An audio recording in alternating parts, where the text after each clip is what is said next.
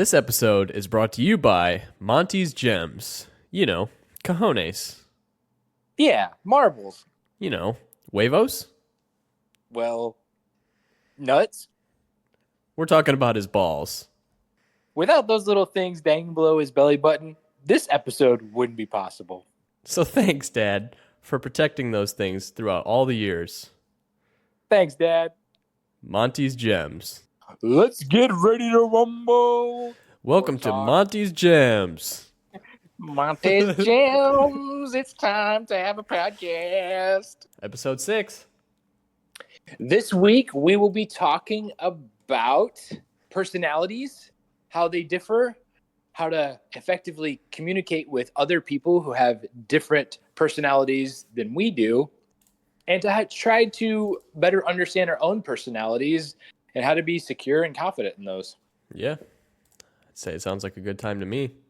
Yeah, I'm excited, man. Yeah. This is something that I've researched a lot about. I've really enjoyed learning about personalities, my personality and other people's personalities, and why sometimes people just seem to rub me the wrong way. And when they do, how I might be able to better pursue having a relationship with them and understanding where they're coming from and just being able to talk to them. So that's something. Yeah, exactly.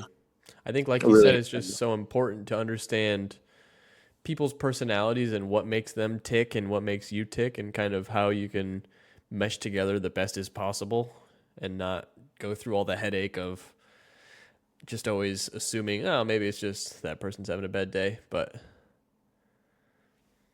yeah, and I think the whole goal of humanity is to really have peace and happiness. And I think one of the ways you do that is by being able to communicate well with other people and having, I guess, maybe friendships or relationships. And the better the relationship are, usually the happier and healthier you are. So yeah. that's what I think is super important. When it comes to this specific episode, we're going to start off by talking about the DISC personality. Do you know much about DISC, Jake? You mentioned it in, was it the first or second episode about all the different birds and stuff like that, but that's kind of my level of knowledge there that you kind of mentioned. Sure. So the DISC personality, it's essentially based on 4 different personality types, and they're brought out in letters. The D stands for dominant. The I stands for interactive. The S stands for supportive. And the C stands for conscientious. And so when I first started learning about DISC, I really had a hard time trying to remember all these things and how they applied. And I would be listening to somebody and be like, which are they, DIS? And I had a hard time remembering like which one was which. And so I told you about this book that I started reading, which was called Taking Flight, where it broke them all down into 4 bird types. Well, 2 weeks ago, I started reading the second book, the prequel to that book, and it's called The Chameleon, where it kind of blends them all together, and it tells a lot of great stories about how the personalities, or maybe they get confused with each other, or they maybe get in arguments, or they can't comprehend each other. So it goes into these stories to how to better understand, and just also explaining each personality type and why they think the way that they do. So what helped for me is not just knowing the letter, but also knowing what bird it was associated with. And so that's why I'll go back up to the dominant represents an eagle. And so dominant personality types, they set ambitious goals and aggressively pursue them versus taking it safe. They have a high level of competition, and it can bring out their best. They also don't mind constructive conflict. So they don't mind I think one of the things about sports, or when there's an issue at work, they don't mind just going right towards that issue, confronting it, and trying to come up with some type of resolution versus shying away. The interactive, those are parrots. They're enthusiastic, optimistic, upbeat. They thrive in positive work environments. They encourage group interaction. They love freedom and the flexibility and can juggle responsibilities. So sometimes these are the people that can be seen as maybe lackluster or lazy. They're just always kind of going around doing their own thing, and they never to maybe that eagle, dominant personality type. They never really seem focused. And then the supportive, that resembles a dove. They need stability. They're calm, steady work environments. They love creating harmony, and they struggle around blunt people, which is, I'm a very direct and blunt person. So I think sometimes, and I've experienced this probably in leasing and sales the most, where I'll go on a tour and I'll ask, what were your thoughts on the property?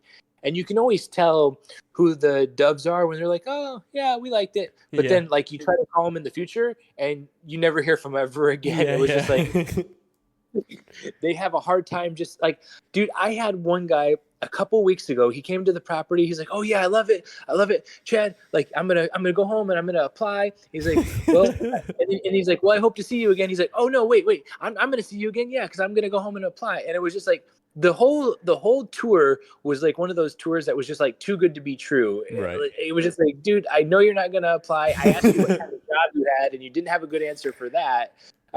But he just seemed, it was like that. And so it's just that personality type. The last one is conscientious. That's the owl. They're logical, have a need for accuracy, want to be rewarded for quality, need to find standards and expectations, and they need time to analyze a situation before making decisions.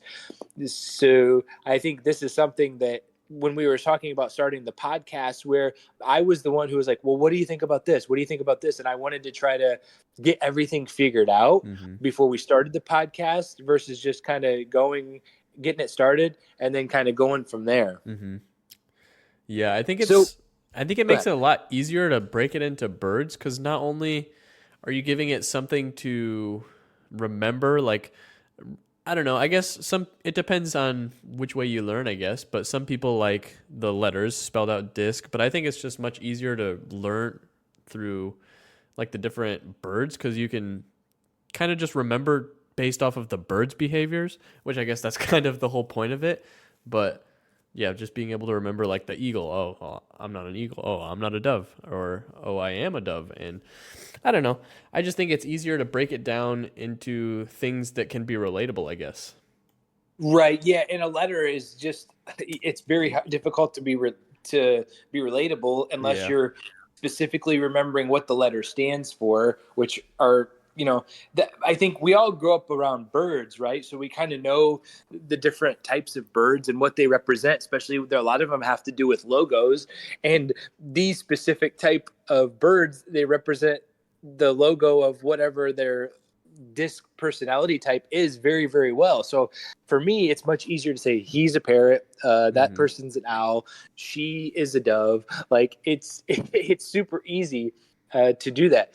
So after hearing those, what one would you say you are?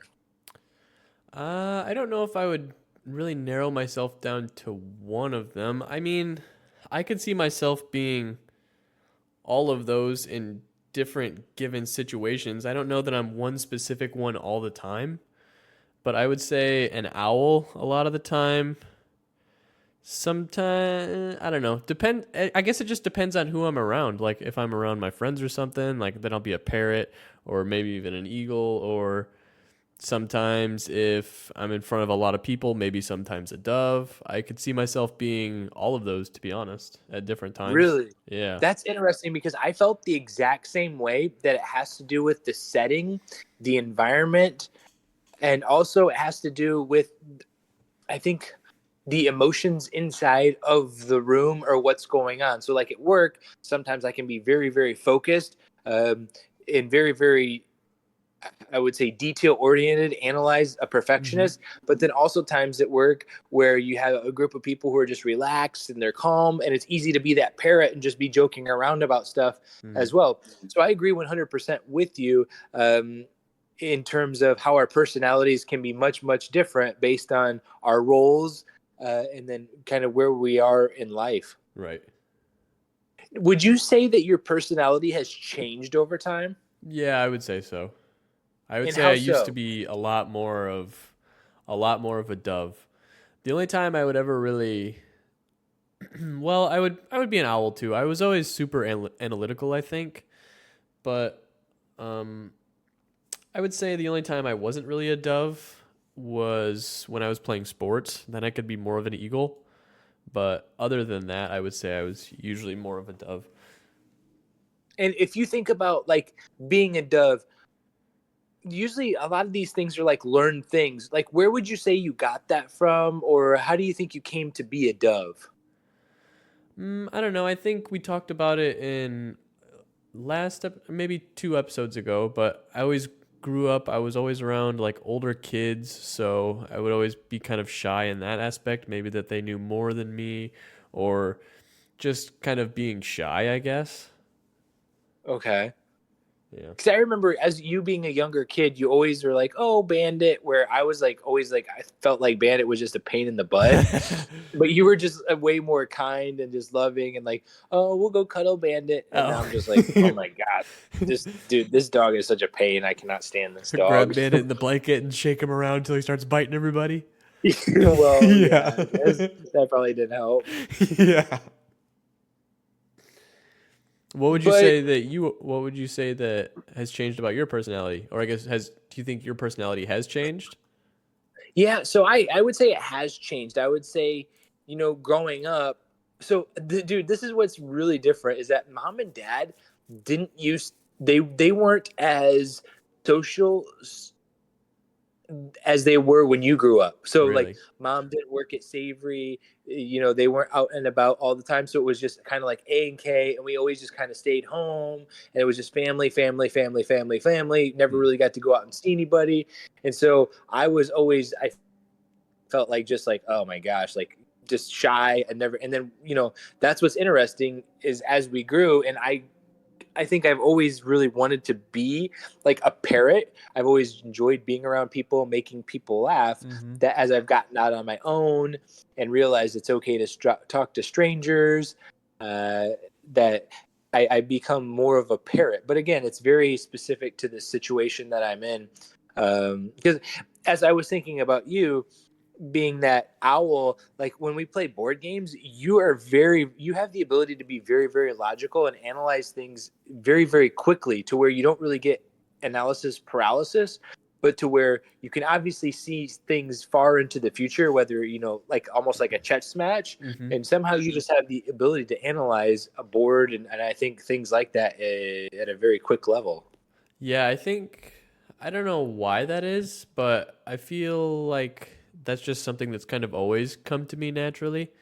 I don't know if it's like playing some video games that require like strategy maybe, and a lot of board games. I guess we played a lot of board games growing up and strategy, so I guess when you're younger that takes a lot more impact on you than when you're older, so maybe that kind of molded my logical analysis that way maybe. I don't know. Well, and I think just growing up with dad and how sarcastic he was, Yeah. but I think he was also very analytical because he would always, I mean, and I think when you're analytical, you're very judgmental. He'd be like, well, that guy's an idiot. Like, why are you doing it like that? Why are you doing it like that, Dad? Why are you doing it like that? That was stupid. Like, you got to do it like this. Why'd you go buy that car? That costs all that money. You don't got all that money. And he was, I mean, he was just super logical about absolutely everything to the point where it's like we had really no other choice than to try to be logical. You know what I mean? Yeah. That's true. Like we talked in previous episodes where mom would come home with groceries or she liked to go to Goodwill and just go buy stuff. He's like, what kind of crap did you buy this time?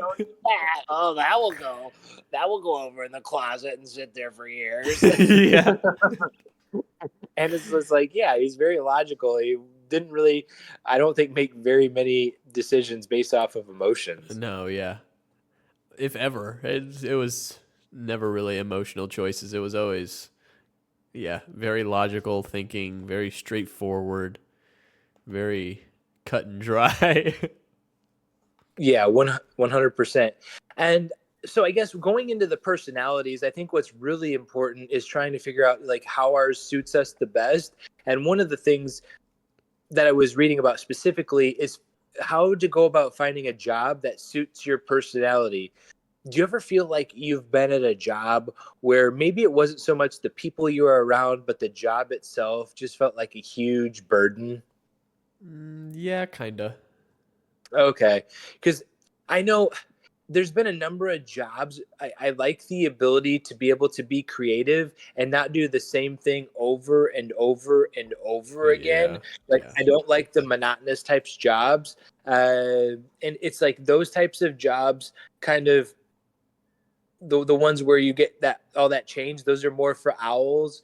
And I would say eagles, where they're competing and they want to continue pursuing something new. Right. And I would like say, for me, go ahead. I would say working at the rat farm was very, very monotonous work, and it was the same thing. Like, you had something to do on Monday, and you would do that every Monday. You had something to do on Tuesday, and you would do that every single Tuesday. And it was boring in that sense, but it was it was so you never knew what was gonna happen that you didn't really even think about it like that. Like, sure, it was the same job technically, but it was just so many different possibilities of literally anything happening that it really never got boring, I guess. Okay. And I would say that working at Savory, and I worked at Kendrick's, I delivered office supplies. So Savory was a restaurant where I was a waiter. And then I worked in a golf course down here in South Florida. Both of those, all three of those jobs were very much similar in the same process, but it was so much interaction with people where you'd have these just unique experiences. Oh, okay, yeah. You also got to be part of a team in all three of those jobs, which I really, really enjoyed. I've always enjoyed, I think, the team atmosphere, specifically when it comes to playing sports. So those three jobs helped with that. But at one point, my owl and eagle kind of came out, and it's like, yeah, this can be all right, but it's like, what's after this? Like, what am I pursuing? How am I doing more? Like, it's like I'm doing the same thing over and over, and I'm not progressing in life. Right. And I think that's how you kind of felt at the rat farm. Yeah. It's like, yeah, this is cool, this is all right, but it's very monotonous, and I'm not really working towards anything. Yeah. Whereas, like, the job I'm at now, it's like unlimited potential, or at least where I'm currently at now. You know, you can go really, really high up in property management with being, you know, a property analyst, and there's just so many opportunities to continue to learn after you're even a property manager. Right. And yeah, I think that was another thing. That's kind of why I left the rat farm in the first place. It was like, it was good hours. I don't know. It was fun. Like, I liked what I did, kind of. I didn't really like working with mice and rats and whatnot, but it was fun. But at the end of the day, I was like, I'm really not learning any new skills. I'm doing the same thing. I'm not really progressing towards anything. So I guess that's why.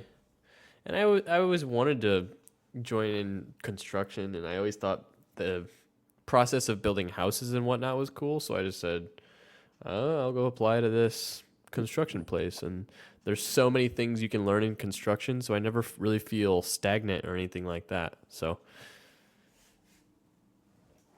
Yeah, and I think that's kind of where that eagle and that owl kind of pops up as well, right? Is that there's unlimited potential to be able to continue to learn and move forward. Yeah. And so I think also with not only the jobs, but sometimes when you think about these different personalities, they are associated with specific gender roles. And I think sometimes people struggle where maybe there's someone who is more of a dove, where they're calm, they're collective, they're emotional, so they show emotions. Like, I remember, you know, Dad wasn't ever really afraid to cry, to show his love, or, you know, when he hugged, like, you could actually really feel his hugs. He hugged really, really deep. You know what I mean? Yeah.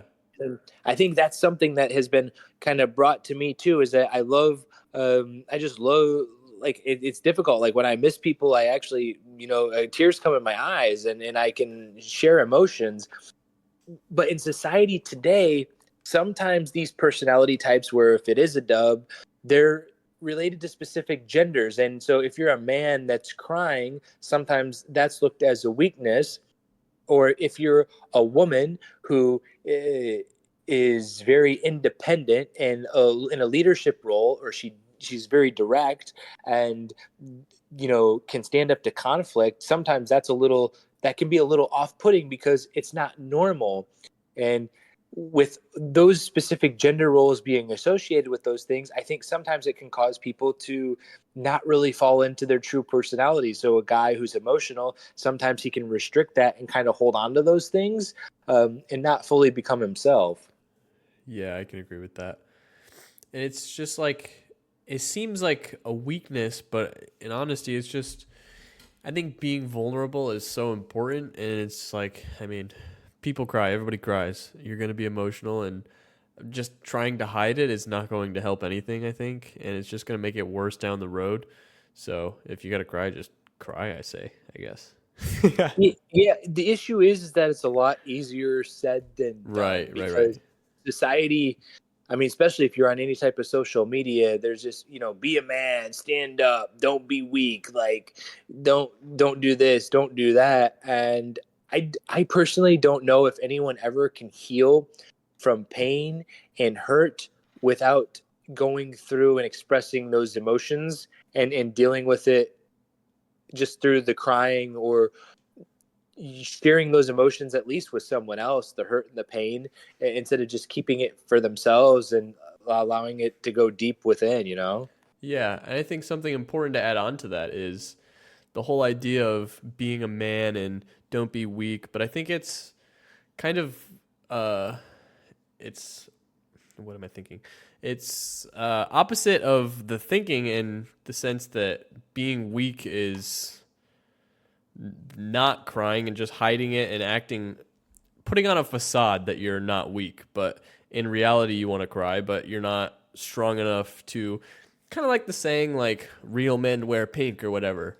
Because it's like they're confident enough to be like, my masculinity is not in question. I'm confident in my masculinity. I can wear pink if I want to. I can cry if I want to.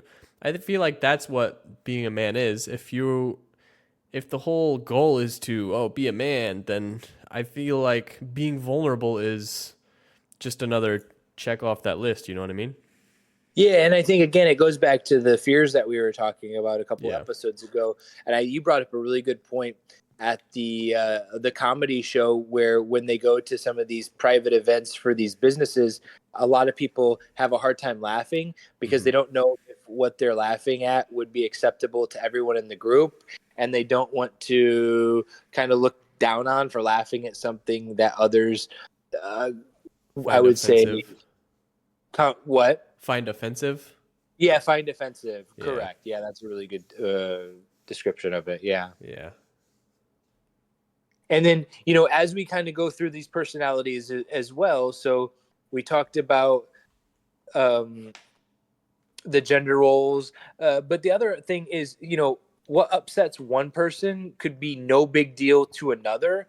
Just in the same way, what scares one person could be a thrill to others. And so I don't know if you've ever had this issue in your relationship or anything like that, where you could be laughing about something, or I remember I would laugh about South Park, and then I would look over and the person wouldn't be laughing. And I was like, oh, you don't think that's funny? And so it's like, oh, well, you must think it's offensive. And so then I would just like, you get that in your head where it's like, I probably shouldn't be laughing at this. Whereas in fact, it's just a different personality. So how they take the information. And again, I think it's based on life experiences, how we grew up, the value system, just the things that we thought were allowed to be laughed at, and those types of things are there. There's so many different levels of what's acceptable and what's not, even that our personality divides up into sections to be able to accept. Right. And I think like the whole, if it's offensive to one person and not offensive to another, I think the whole idea behind South Park is like they're making fun of it. It's being a comedy. It's obviously not, I'm being 100% serious about this topic and I actually feel this way. 'Cause it's just taking like the most common stereotypes, and it's like it wouldn't be funny if it wasn't relatable, at least to a certain degree. You know what I mean? So it's just being able to take that away and being able to decipher what's reality and what's a TV show aiming to make people laugh. Right. But so let's take it even farther. When you go to, have you seen some of these prank YouTube channels to where like maybe these couples, they take it so far to where like she goes and takes his PlayStation and destroys it. and then he'll go and like put something in her hair conditioner to where it like colors her hair. It's like, where do you draw the line? Because some of these things almost make me like cringe. It's like, I can see how other people think it's funny, but dude, if somebody did some of those things to me, I would feel like really, really offended and really unloved. And so once you go down that road of like creating jokes and doing pranks, it's like where do you draw the line? Mm-hmm. That's kind of like the whole joke behind the, oh, it's just a prank, bro. It's just a prank, bro. Where they do something like completely out of line that is not like quote unquote a prank, but it's just because they're recording it and they say, oh, look, there's a camera right there. It's just a prank, bro. But it's like, that wasn't a prank at all. That's just straight up being a terrible person. But how do you determine what's a prank and what's that? I mean, I guess I worded it poorly, but I mean, recording videos, like recording a prank should be like lighthearted and fun stuff. It shouldn't be like, I guess, I don't know, negativity sells and stuff like that. But at the end of the day, if it's somebody that you care about, or even if it's not somebody you care about, don't try to like do something that would ruin their day. Yeah, but I guess that's what I'm getting at is that, dude, it just seems like what's lighthearted to one is not lighthearted to another. Yeah, that's true. I mean, I think some of the things that me and you would in our family would do where we would, kind of laugh it off and we was just a joke, other people would take huge offense to, man. Yeah, that's true. And so it's just really, really interesting to see how our personality types differ and how we are raised, but to also be able to, I think sometimes for me, I would feel bad because if you have that maybe that dove personality type where if you feel like you hurt somebody or said something offensive, you can really take it to heart, and then you start criticizing yourself and going into that perfectionist mindset, and then you kind of lose a little bit of maybe who you are in the future. Yeah. Have you ever heard the saying that the worst thing to ever happen to you is the worst thing that's ever happened to you? No, I haven't. I think about that a lot in the sense that, okay, you think about the worst thing that's ever happened to you in your life, and then you take that and maybe take somebody who's been just had a rough life, and you take the same situation, and to them, that's nothing. But to you, it could be like, wow, this is super detrimental because you've had an okay life, you've had your ups and your downs, but it's like you weren't beaten or you weren't homeless your whole life or whatever. And then you take somebody who's had a relatively easy life in perspective, obviously, and then you take them in the situation, it's like, whoa, this is the worst thing that's ever happened to me. And you're like, that's really the worst thing that's ever happened to you? But it just puts into perspective, like, everybody is living a different life. And the worst thing that's ever happened to you, maybe somebody hasn't even ever experienced that. And that would be the worst thing that's ever happened to them. You know what I mean? Right. Or maybe the worst thing that's ever happened to you is something that, like, somebody else deals with on a daily basis. Yeah, exactly. No, I think, kind of what you're sharing, like we've said, our life experiences really help to, I think, develop our personalities and our mindsets and how they strengthen us. Right. And Joe Rogan talks about it a lot, but it's the whole idea of putting yourself through difficult situations, whether that be going super hard in the gym or whether that be learning a new skill, but just challenging yourself every day, it leads to more happiness and discipline and a lot more peaceful because you're putting yourself through those difficult situations. So maybe if it comes up not by choice in the future, then you've already been through that. And then at that point, it's like, this is nothing. You know what I mean? Yeah. And I think those ideas are good. I guess, so my biggest concern with that is, you know who David Goggins is, right? Right. Yeah. And I would say David Goggins is an eagle, right? So he's just all about going and doing hard stuff. He'll go out, does it by himself. And so I guess my biggest concern is like, does he ever experience hurt, or like if somebody close to him like passes away or he really experiences something difficult, is he able to actually go and be emotional, to cry, to feel the pain? Or does he just always say, nope, no pain, no pain, no pain, like just go, go, go, go, go?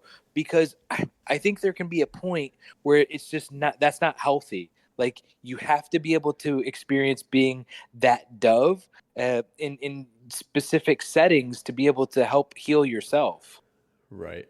And I think he talks about a lot of it in his books, that the stuff that he puts himself through is a lot of physical stuff. I mean, the emotional side comes with that, obviously, but he always talks about the emotional side in his books a lot, and how he still gets emotionally wounded, I guess you would say.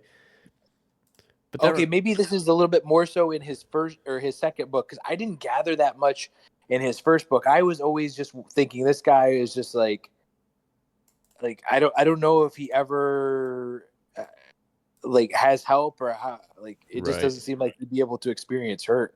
Right. You saying that reminded me of it was a video. It was like an animated thing, but it was like the first trip to Mars or whatever, and there's Elon Musk and there's Joe Rogan and a bunch of other celebrities, and it's showing the spaceship door opening, and then David Goggins is sitting there jogging on Mars, and it's like 500 more miles to go, baby, and he's just running on Mars already, and Joe Rogan's like, David Goggins, what a savage. Because he was already there. Yeah, he was already there running. Yeah. And like, you know, going into kind of just people laughing about stuff, it's like what scares one person can be a thrill to another. Like, we talked a couple weeks ago about having absolutely well, me personally, I don't want to skydive. Mm-hmm. But dude, there's people that go out there and they just live for it. Mm-hmm. Or going super fast on a motorcycle, or just, I think, what's that one thing called parkour, where they're jumping off buildings and stuff like that, and it's just like, like, I don't, dude, these are some things that are so interesting, because I don't understand how people can get into their mind to where they're just so motivated to do those things. I can't comprehend how it's possible, dude. Yeah, I think it's adrenaline. Like, just them getting that rush and them chasing that high, and then to the point where normal life just seems kind of boring and bland. So they just kind of gotta go extremo mode, I guess. I don't know. Okay. So it's very similar to when you're up at the plate and it's just you and the pitcher, and all you're trying to do is either get a hit or hit a home run, or if you're the pitcher trying to strike this, it's 100% focus, and it's that adrenaline of trying to win. But for them, the winning is just accomplishing, jumping over this and landing without breaking your leg. Yeah, yeah. It's just a whole different scale. I mean, and that's what just fascinates me, I think, so much with personalities, and just like, I don't understand how somebody like me cannot want to skydive ever. And I think it's like one of the stupidest things in the world, but other people, they love it. They just can't get enough of it. And they look at me as like being an idiot because I wouldn't want to do it. Yeah. Yeah. And it's like, neither is wrong. Like, it's okay to have both of those perspectives. And I think that's the most important thing when it comes down to understanding your personality, is being okay with understanding yourself and accepting who you are, no matter if you're around these thrill seekers who say, oh, don't be such a girl, like, come on, go jump out of a plane. And it's like, no, like, that's not me, that's not Chad. Yeah. And just like earlier we were saying, like, just being confident in who you are and being able to say that you don't want to do that, instead of I don't know, just something you don't like doing, and that's okay. And it's okay for people to like different things, and at the end of the day, that's okay. But not having to feel like you have to fit in with everybody, I think that's super important.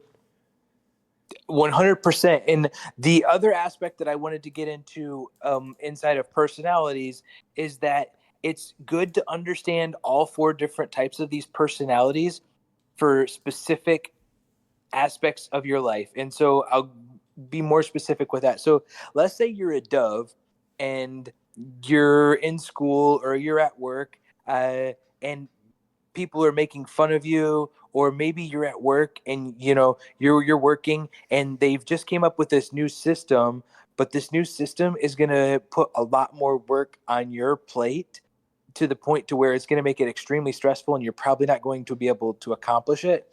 As a dove, we have to be able to learn how to be an eagle and stand up for ourselves in specific scenarios. Now, it doesn't mean that we have to go try to make our weaknesses our strengths and just totally not be who we are, but we have to use these tools of all the other personality types for the special occasion when we need them. Or maybe you're walking down the street in a city and somebody, kind of comes up to you and they just make you feel awkward. There has to be a point where you have to be able to stand up for yourself and be that. Yeah, exactly. It's not necessarily saying that a dove has to turn into an eagle, but just the ability to have that switch when necessary to be an eagle in that one circumstance. And then you can go back to being a dove, but just being able to stand up for yourself. And because if you're a dove your entire life and never switch on being an eagle, then people are just going to take advantage of that, especially the eagles. They're just going to take advantage of that, and it's going to lead to a lot of miserable conversations with yourself. Right, and again, same way with the eagles. So usually the eagles and the doves seem to be the most opposite. So they usually are again. And so the eagle, right? So the eagles are the ones always going out, being successful. They're always trying to strive for more things and more things. But sometimes eagles aren't very good at back sitting into the present, enjoying their family, or maybe their partner, being able to express love, to be able to listen, comfort them, because they're so focused on their goals out in the future, to where they're not able to sit and respect those things. And so there are aspects of eagles where maybe it's at home, or maybe it's with their kids, when they're not at work, to be able to be present with their family versus always thinking about work. I think eagles oftentimes are the ones who are workaholics, and sometimes they forget to set those things down. And so that's the aspect of eagles where they could do a better job of being able to be more like a dove and be present. Same way with parrots. So parrots, let's say you're going to some type of a seminar, or you want to just have a straight and direct conversation with someone. Sometimes parrots, they're just all over the place so much to where when you sit down, they have to be able to be present, or maybe it's even at work, stay focused, like analyze these things. Like they have to realize when they need to do that. Owls, same thing. Sometimes they're so focused on being logical and analyzing all the situations to where they forget that there's other people around them, and that they need to just be more relaxed and sometimes go with the flow. And maybe, maybe they're going on a trip or something like that, and to be able to say, oh, hey, like, what's that over there? We should go check that out with. Versus me, and my mindset has always been get from point A to point B as fast as possible, and we don't stop to see anything. And it's just like, man, I've missed out on some moments because I've been so focused on that goal and just trying to get there versus just living in the present and being like, I wonder what's over there. Maybe we aren't going to get to where I want to go as quickly, but I could be missing an opportunity. Or maybe sometimes for me, it's been going to try to do something instead of hanging out with friends or family when that could have been a special time. Right. I think the whole idea of this is trying to find a balance between all of them. Sometimes you have to be an eagle, sometimes you have to be a dove, sometimes you have to be a parrot, sometimes you have to be an owl. I think it's important to live the best, in order to live the best life, you have to find a balance of when to be this and when to be that. Because if not, I don't think anybody's truly one of them in particular their whole lives. Obviously, you're going to switch on and off, but it's just finding that balance. Like you said, being a workaholic and just kind of completely forgetting about your family, or it's just finding that perfect balance in I'm successful, but I also have time to spend with my family, and I can be in serious situations, but I also like to laugh, and you know what I mean? Yeah, and adding on to that, it also has to do with I think most of our lives we're a higher percentage of one of these or a couple of these than the others, and so being able to accept that.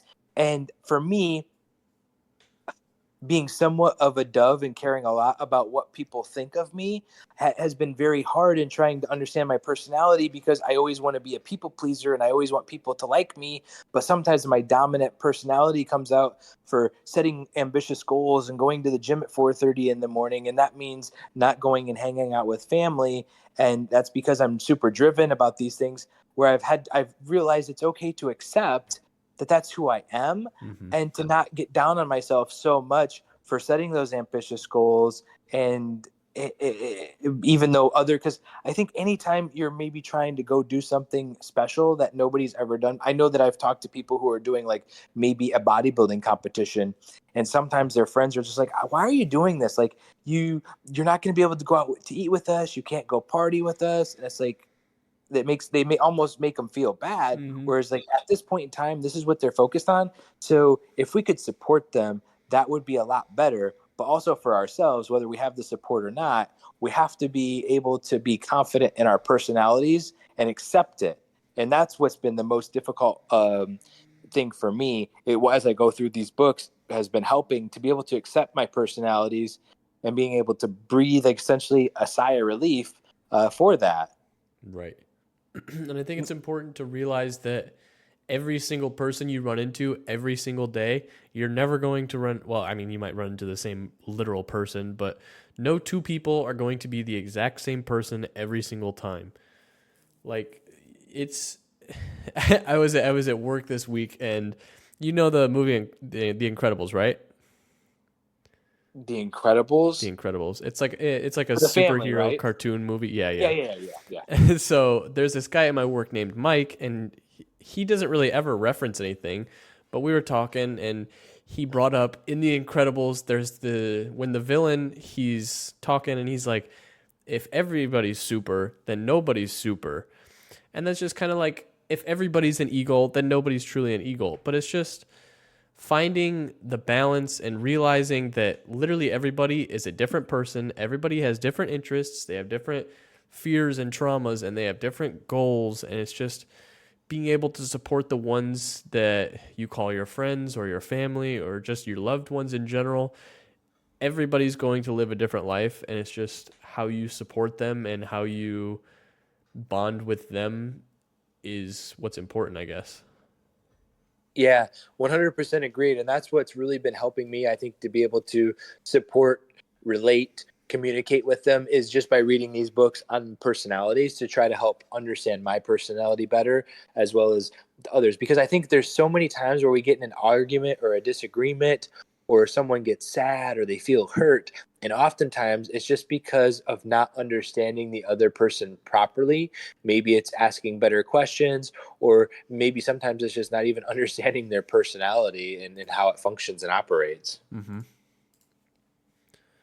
So this week you wanted to talk about something that was impactful. Well, I guess first off, did you have anything more to say about personalities? Not necessarily. I think I got my main points I wanted to get across that, like I said, everybody's a different person, and it's just being able to perceive that and accept that you're not the same person as this person. So don't. There's a quote that's like comparison is the thief of joy, or something like that. And Yeah. comparing yourself to this person and being like, oh, I wish I was more like that person. But you don't see everything that person goes through. You didn't see maybe why they strive so much to be that person. You don't see what their day in, day out is like. Whereas you look at your life and it's a whole lot different, and you don't want to give up those things in order to do that. It's just being able to accept who you are and realizing that other people are different, and not feeling the need to compare yourself to other people. No, that's 100% well said. Thank you. Because when it comes to personality traits, there's a second group of personality traits. It's called the Big Five personality traits. This is this is what Jordan Peterson really goes on, where it has to do with agreeableness, conscientiousness, extroversion, neuroticism, and openness. And I think it's important when it comes to personality traits, just like all these other labels that we talked about, whether it be depression or anxiety or the religion that you are. I think it's really important not to put labels, but to seek out and learn about all the different types, just to try to understand more so about how they are different and how they relate, and then how to better communicate. So we won't go into the big 5 personality traits today, but there are different ones with that as well. Right. So you wanted to talk about something that has been impactful or something that you learned this week, right?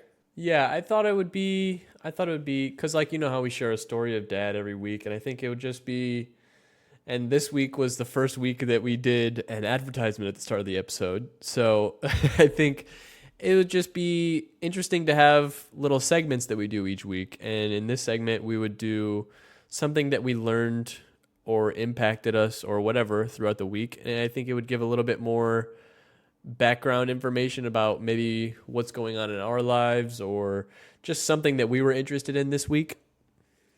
Yeah. What do you have? What was interesting to you? Okay, so I was listening to, my wife actually was reading Casey Means' book. She's a doctor, and other than that, I'm really not sure, I guess. But she was on Joe Rogan's podcast this week, and she was talking mainly about basically the diet and like the human diet, the amount of exercise and whatnot, and just being healthy. Kind of like that book I was telling you about by Peter Attia, Outlive. It's just living the best life for as long as you can. And she brought up a quote that said, I brought it up on my monitor here. It's a study. They did a study, and in placenta, they found in every single placenta that they had, it was a 100% that there were microplastics in every single placenta. And I just found that very crazy because I think it was like 2 or 3 years ago they first came out with the fact that there were microplastics in our blood or our body or whatever. There probably were microplastics before then, but just the fact that 100% of the placenta that they tested, there were microplastics in, whether that be from food like your bags or just decomposing plastic in the air that we're breathing. And I just thought that really shocked me. And what would be the negative side effects of the microplastics in the future?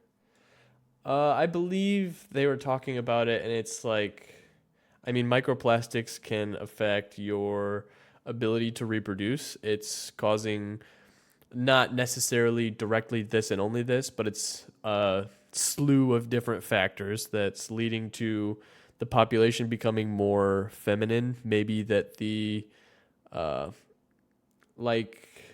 the ability for males to reproduce, like able-bodied sperm, that it's actually able to create a baby, that's going down. And it's just, I don't remember how exactly they tested it, but it's causing the population to become a lot more feminine. Really? Okay. Mm-hmm. I know. Yeah, I know that. I thought that maybe like different types of food, microplastics is what exactly? I looked it up. It's like a piece of plastic that is less than 5 millimeters in diameter. It doesn't have to be that big necessarily. It can be, some microplastics could even be like, you have to put it under a microscope to see it. But that kind of goes along with the whole, you know what glyphosate is? It's like Roundup. They spray it on crops. It's a pesticide. And they spray it on crops to, so that bugs and stuff don't eat it.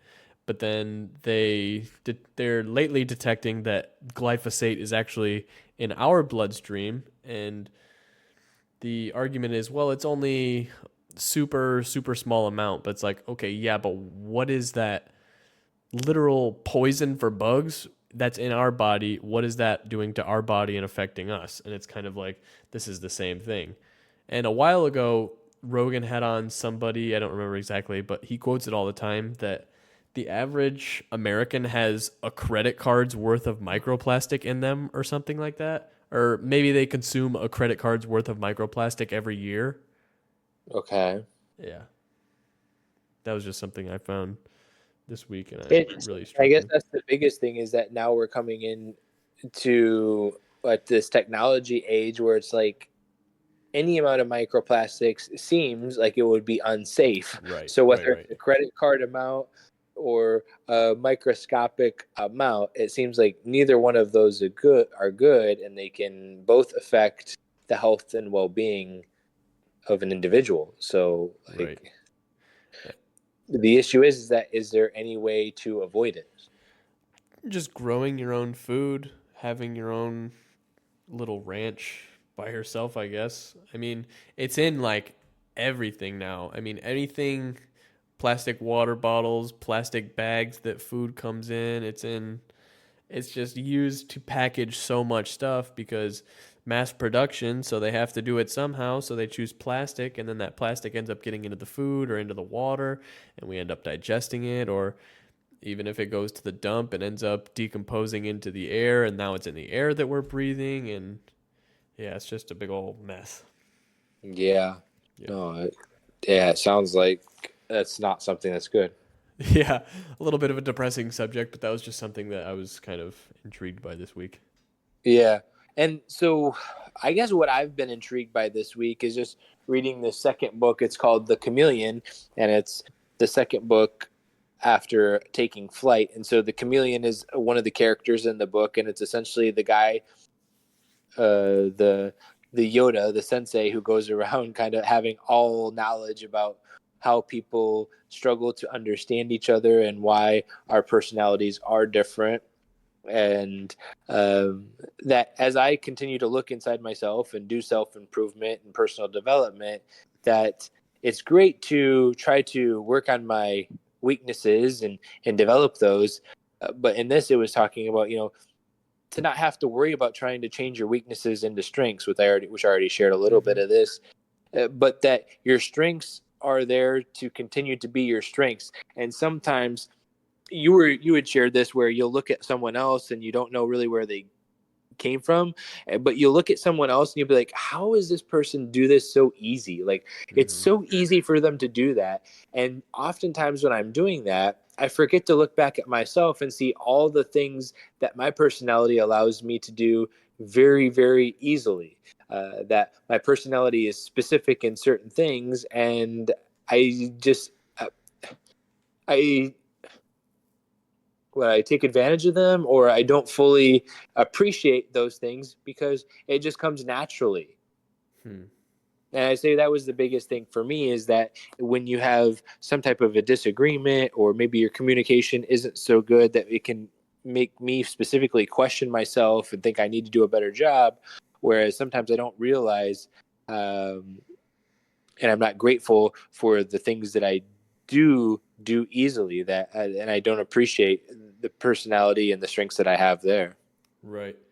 It's easy to compare yourself to other people, and a lot of the times not look inward and be grateful for what you have, but then somebody else is looking at you and seeing those qualities and being like, man, I wish I had those qualities. But to you, it's just something that you have, and you don't take it.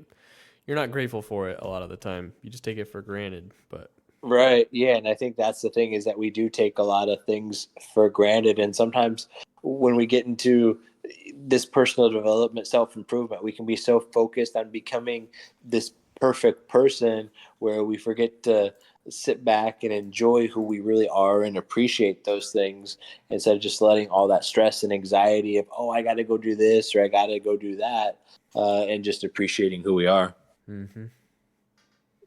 So you got a story about Dad for this week? Oh yeah, I got a story. So right. I'm sure you've probably heard this one, but I'll tell it again. And did you want to tell, after this, did you want to tell that story we were texting each other about, and you said you wanted to tell on the podcast or whatever? Yeah, I completely forgot about it. It actually related to personalities. Yeah. Okay. So, yeah, my story for Dad this week is we were taking Brittany to college, and I think we had already taken her to college, and it was Mom, Ashley, Dad, and I in the car. and Dad was driving, and then we stopped at a gas station or something, and Mom and Ashley got out, and they were crying because we just dropped Brittany off, and it was the first time, and now Brittany's all alone, and we're not going to see Brittany for who knows how long, or until college is done or whatever. And I was all the way in the back, and then Mom was in the passenger seat, and Ashley was in the back with me. But Mom and Ashley got out, and I was still in the back, and they both got out of the car crying, and I was crying in the back a little bit because I don't know how old I was. I was like fourth grade or fifth grade or something like that. I was in the back crying, and immediately when both of them got out of the car, Dad looked in the mirror. He's like, "What are those babies crying about?" or something like that. I'm sitting back there like wiping my tears off my eyes, like, "Yeah, Dad, I don't know what they're crying about. A bunch of wussies or something." Yeah, I just remember that, and it was like, "Oh yeah, Dad, I don't know. I was." Well, he was probably crying too. Yeah. Do you think he was just saying it sarcastically because he actually saw you crying? And I don't know. Saying that to make you feel like absolute crap. I don't know. Maybe. I guess I never thought about it like that, but because you would know he was always watching and paying attention. Yeah. But then again, sometimes he was completely, absolutely clueless about other things. Where, like, I would come home from be there for vacation, and he'd still be sitting there like watching TV as loud as it possibly could be, and be like, "Hey, I'm right here, Dad." And like, yeah, okay, whatever. I'm watching TV. Like oh. Yeah. But no, the story that we had, that I had to share about when it came to personalities was actually came up on my Facebook memories 6 years ago, this past week, where me and Jake went out on a cruise for his graduation, essentially gift or whatever. And it was interesting because my personality loved this experience, and Jake's personality, I think, we'll say, not so much. Did not love it. Not so much. And so what it was is that each night on the cruise, there was this comedy, essentially, I guess, right? Yeah, there was like a little comedy club thing, and they would have comedy. Yeah. And so, I mean, I don't know. We got in there early, and I always wanted to sit up front just because it was easier to see and hear. And so we sit up front, and the entertainer comes up there, and it's like this old lady. Do you remember what her name was? I don't know. And what was her name? She had this, anyways, funny name. Well, anyways, she was like, looked like an 80-year-old lady, and she points out into the crowd at Jake, and she's like, "Why don't you come up here on stage with me and be my boyfriend?" And so you were up there for probably what felt like forever. Right? Oh yeah, dude, it felt like I was up there the whole time. Yeah, I mean, I don't remember it that well, but it seemed like it was a good 10 to 15 minutes where she was up there and then essentially making jokes about him being her boyfriend, and then they were talking about other couples, like, "Oh, that's gonna be us," or they would ask questions about our siblings, and I was just sitting there laughing, and you were just up there, you were laughing too. Yeah, but it just had to do again with your personality, is that you did not really like that at all. Like, I mean, what was your experience like? I don't know. It was just kind of, it put me in an awkward situation. Like, I think there was one time she fell off the stool or whatever, and I had to pick her up or something like that, and it was just like, oh man, this sucks. Oh yeah, and that's when she said you were so strong or something like that. Something like that. Yeah. And essentially it was always innuendos about him being her boyfriend, and then so then at the end of the comedy show, she like takes off her getup, and it was actually this like average, like probably like, oh, I don't know, 40-year-old lady who was just playing this role. I think it was Mom's Mabel or something like that. Oh yeah, it was something like that. Is who it was. But no, that was a funny story that came up this week in our Facebook memories. That was very much entertaining for me, not so much entertaining for you. Not so much. So on personalities, we finish off with that story. We appreciate you guys all listening. We made it again, another week. One more and week. We look forward to the next. Yes, sir. See ya. See ya.